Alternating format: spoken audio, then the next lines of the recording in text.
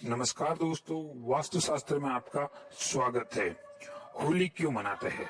जी हाँ, अगर आपके दिमाग में भी ये सवाल है कि होली क्यों मनाते हैं, तो आज हम वो सवाल आपका दूर करने जा रहे हैं। आज हम आपको बताएंगे होली के संबंधी सारे राज, उसका इतिहास एवं उसके संबंधी सारी बातें। तो दोस्तों, अगर आपने अभी तक इस चैनल को सब्सक्राइब नहीं किया है तो प्लीज पहले इसे सब्सक्राइब कर लीजिए। तो चलिए शुरू करते हैं।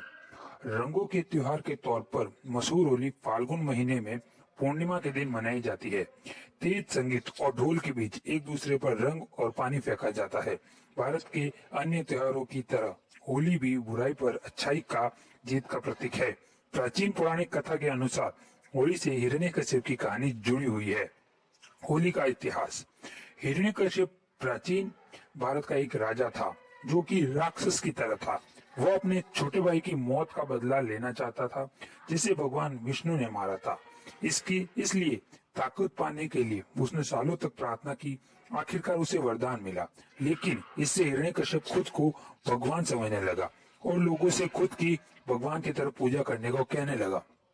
इस दुष्ट राजा का एक बेटा था जिसका नाम था प्रहलाद, और वह भगवान विष्णु का परम भक्त था। प्रहलाद ने अपने पिता का कहना कभी नहीं माना और वो भगवान विष्णु की पूजा करता रहा। बेटे द्वारा अपनी पूजा न करने से नाराज उस राजा ने अपने बेटे को मारने का निर्णय किया और उसने उसे मारने के लिए कई प्रयत्न किए, किंतु सारे प्रयत्न सफल रहे। अंतिम में उसने अपनी बहन होलिका से कहा कि वो प्रहलाद को गोद में लेकर आग में बैठ जाए, क्योंकि होलिका आग में जल नहीं सकती थी। उनकी योजना प्रहलाद को जलाने की थी, लेकिन उनकी योजना सफल नहीं हो सकी, क्योंकि प्रहलाद सारा समय भगवान विष्णु का नाम लेता रहा और बच गया। होलिका जलकर राख हो गई। होलिका की ये हार बुराई के नष्ट होने का प्रतीक है।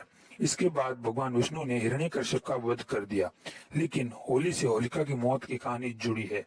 इसलिए चलते भारत के कुछ राज्यों में होली से एक दिन पहले बुराई के अंत के प्रतीक के तौर पर होली जलाई जाती है।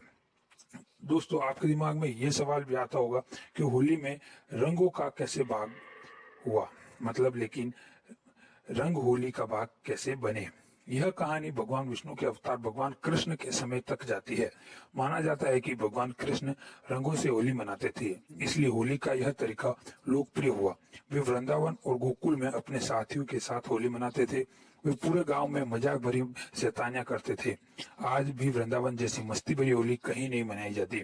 होली वसंत का त्योहार है और इसके जाने आने पर सर्दियां खत्म होती है। कुछ हिस्सों में इस त्योहार का संबंध वसंत की फसल पकने से भी है।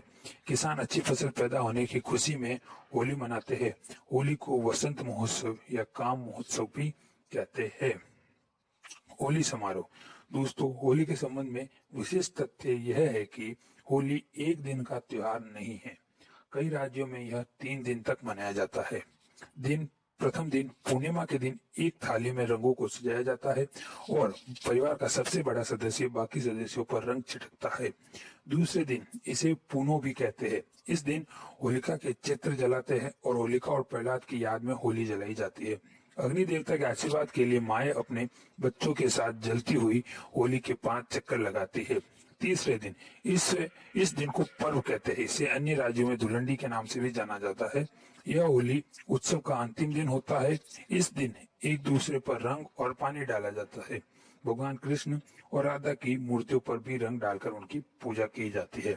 जय श्री कृष्ण। तो दोस्तों, यह कहानी थी होली की, इससे संबंधित जुड़ी बातें और ऐसी कहानियां, कथाओं, तथ्यों, उपायों के लिए हमारे वास्तुशास्त्र चैनल को जरूर सब्सक्राइब कीजिए।